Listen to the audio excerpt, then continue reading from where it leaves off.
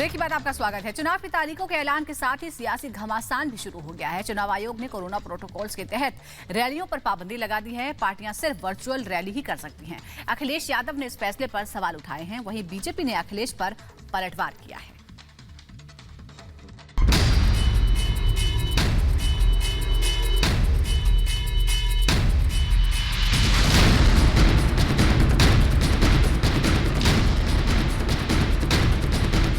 जिन political parties के workers के पास अगर कोई इंफ्रास्ट्रक्चर नहीं है, वर्चुअल रैली के लिए तमाम चीजें नहीं है, तो आखिरकार वो कैसे करेंगे? अखिलेश यादव जी ने बहानों की फहरिस्त जाहिर करना शुरू कर दिया है, क्योंकि उन्हें भी पता है कि जैसे ही 10 मार्च आएगी तो सपा साफ हो जाएगी।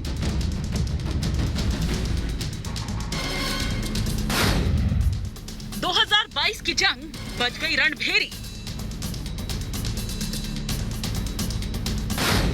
तारीखों का ऐलान, शुरू हुआ घमासान। चुनाव आयोग ने 5 राज्यों में चुनाव की तारीखों का ऐलान कर दिया है। इस ऐलान पर भी अब सियासी घमासान शुरू हो गया है।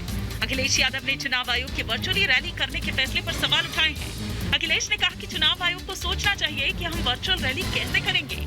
वहीं अखिलेश के सवाल उठाने पर बीजेपी ने हमला बोला है। बीजेपी ने कहा है कि अखिलेश यादव पहले से ही हार का बहाना बनाने लगे हैं। तो उन पार्टियों के लिए कहीं ना कहीं इलेक्शन कमीशन को सोचना चाहिए। जिन पॉलिटिकल पार्टीज के पास, जिन पॉलिटिकल पार्टीज के वर्कर्स के पास अगर कोई इंफ्रास्ट्रक्चर नहीं है, वर्चुअल रैली के लिए तमाम चीज़ें नहीं है, तो आखिरकार वो कैसे करेंगे? इसलिए कहीं ना कहीं इलेक्शन कमीशन को कुछ तो सहयोग करना चाहिए, चाहे वो चैनल के माध्यम से विपक्ष के लोगों को समय ज़्यादा दें, फ्री में समय मिले। ये अगर इलेक्शन कमीशन चिन्हित करता है, निश्चित करता है, तो वर्चुअल रैली या वर्चुअल कार्यक्रम या पॉलिटिकल पार्टीज अपनी बात जनता तक पहुंचाने चाहेंगे तो ये कामयाब रहेंगे। अखिलेश यादव जी ने बहानों की फहरिस्त जाहिर करना शुरू कर दिया है, क्योंकि उन्हें भी पता है कि जैसे ही 10 मार्च आएगी तो सपा साफ हो जाएगी, और इसी डर की वजह से अब बहाने बनाना शुरू कर दिया अखिलेश यादव ने। पहले ईवीएम का बहाना बनाते थे, चुनाव आयोग की निष्पक्षता का बहाना बनाते थे, और अब जब चुनाव आयोग ने ये सुझाया है कि रैलीज नहीं होंगे, कोविड के मद्देनजर रखते हुए कुछ रिस्ट्रिक्शंस होंगी, वर्चुअल रैलीज होंगी, तो अब उस पर भी अखिलेश यादव अब ऐतराज जता रहे हैं। वर्चुअल रैलीज पर आरोप लगाना बहाना है, हार से खुद को बचाना है, इसलिए अखिलेश यादव का नया बहाना है। असदुद्दीन ओवैसी ने वैसे तो चुनाव के ऐलान का स्वागत किया है, लेकिन उत्तर प्रदेश में डिजिटल कनेक्टिविटी को लेकर सवाल भी उठाए। हमने उत्तर प्रदेश में 2022 के लिए चुनौती ली है और इंशाअल्लाह हम पूरी ताकत से लड़ेंगे। उम्मीद है कि चुनाव आयोग 15 तारीख के बाद अपने दिशा निर्देशों की समीक्षा करेगा। ईसीआई को भारत में विशेष रूप से उत्तर प्रदेश में डिजिटल डिवाइड का ध्यान रखना होगा।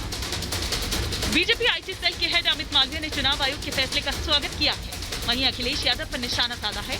कहा कि अखिलेश के पास कार्यकर्ता ही नहीं है, वो कैसे वर्चुअल रैली करेंगे? देखिए, उनकी पार्टी चलाना भारतीय जनता पार्टी का काम नहीं है, और मुझे लगता है वो अभी से ही अपनी हार के बहाने तलाश रहे हैं। इलेक्शन कमीशन ने जो भी नियम कानून बनाए हैं, सभी पार्टियों का उसका पालन करना है, चाहे वो भारतीय जनता पार्टी हो, चाहे समाजवादी हो, चाहे बसपा हो, चाहे कांग्रेस हो। ऐसे में ये कहना कि भारतीय जनता पार्टी की तैयारी ज़्यादा अच्छी है, बेहतर है, ये तो हमें एक तरीके से सर्टिफिकेट देने जैसा हो गया और अपनी हार स्वीकार करना हो गया। मुझे लगता है उनको 10 मार्च तक तो इंतज़ार करना चाहिए, जब जनता का जनादेश आए। ये उनकी राजनीतिक सूझबूझ को दर्शाता है। मुझे लगता है अखिलेश यादव को जल्दबाजी नहीं करनी चाहिए, जनता को जनादेश देना चाहिए। ये जनता का काम है तय करना कि कौन सत्ता में रहेगा, कौन नहीं रहेगा। अखिलेश यादव ये जिम्मेदारी अपने ऊपर ना ले। चुनाव आयोग ने कोरोना की तीसरी लहर को ध्यान में रखते हुए रैलियों पर पाबंदी लगाई है। साथ ही चुनाव आयोग 15 जनवरी के बाद फिर से इसको लेकर चर्चा करेगा। ऐसे में चुनाव आयोग के फैसले पर सवाल उठाना ठीक नहीं। Bureau report, Republic Bharat.